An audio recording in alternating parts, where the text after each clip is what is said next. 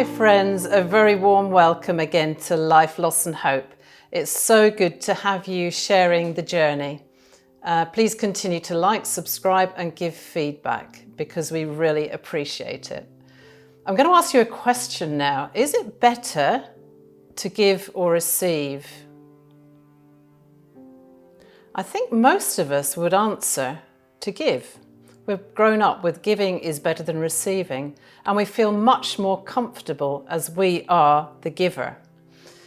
I can remember as a child when we went for family treats or shopping with my grandmother and my mother, there was always this debate about who would pay, whose turn it was, and it always ended up in a tussle of waving a £5 note around before one would concede over the other. It often seems that the hardest thing to do in life is to receive and to receive well. Late in my life, my mum's favourite saying when she gave me something was, just accept graciously. But it still never really felt good somehow. So why do we love to give and not receive? I can remember learning in psychology that giving time, gifts, acts of kindness or service, and research really bears out that giving in these ways increases activity in the area of our brain that registers pleasure. Giving is hugely empowering and fulfilling as it enhances those positive feelings in us and hopefully in the recipient. The social value of giving has also been recognised throughout human history, and it's a complex and intricate part of how we interact and connect as human beings. Connectivity is the biggest action that can strengthen and define our relationships, increasing an emotional bond.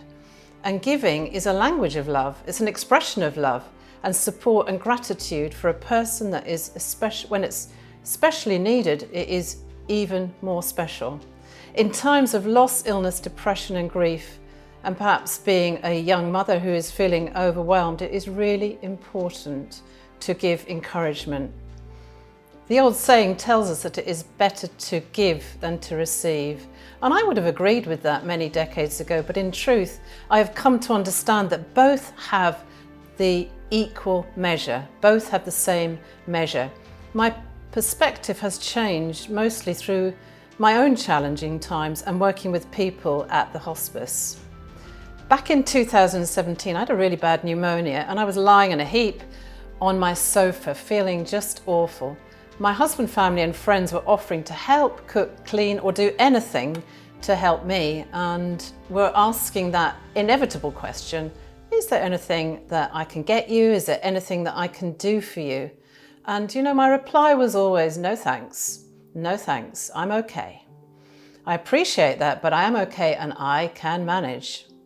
I would rather have dragged myself into the kitchen to make something to eat than allow anybody to help. I didn't want to be a nuisance or cause any inconvenience. And I'm sure you will recognize this pattern of behavior from either yourself or from someone else. And us that like to give often find it the hardest to receive.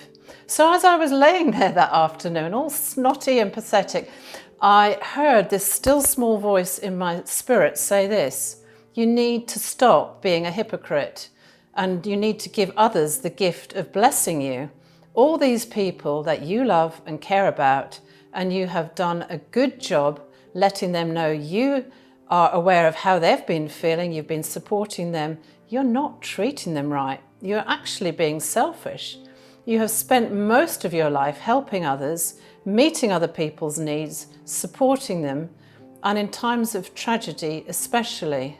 And now you're doing a terrible job of letting those people do the same for you. They're trying to express that love they feel because they can't make anything else better for you. The only gift they have to offer you, and you're taking that away. You're actually pushing people away. It was a light bulb, epiphany moment, and it has really changed my life for the better.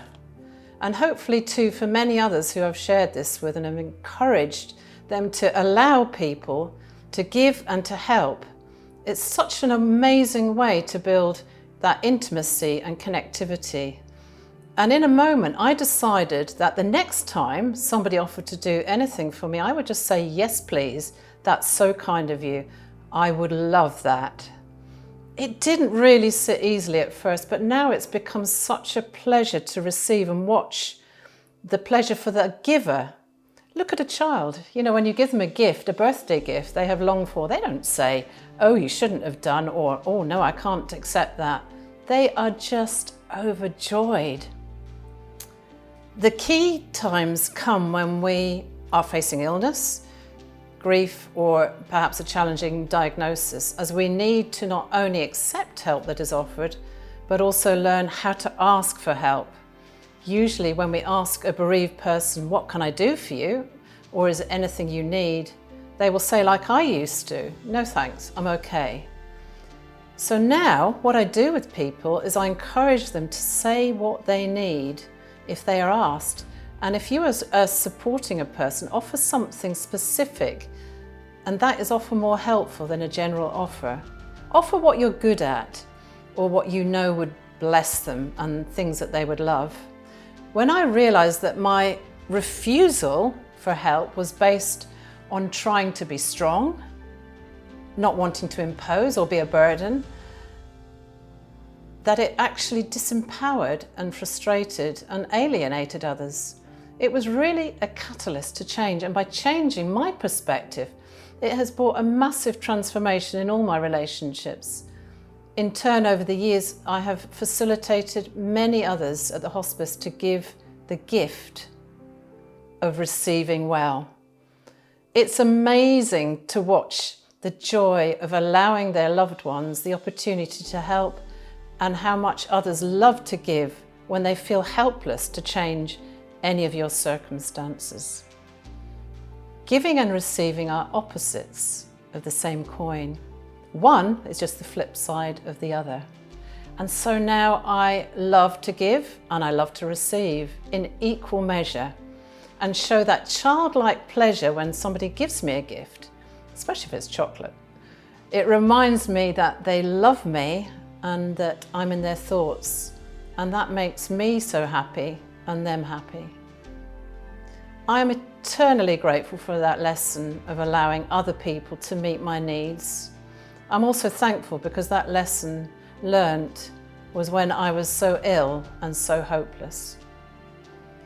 So my advice to you, my encouragement is to determine yourself to give the gift of receiving and receive well, and to see what a blessing it is for you and your loved ones.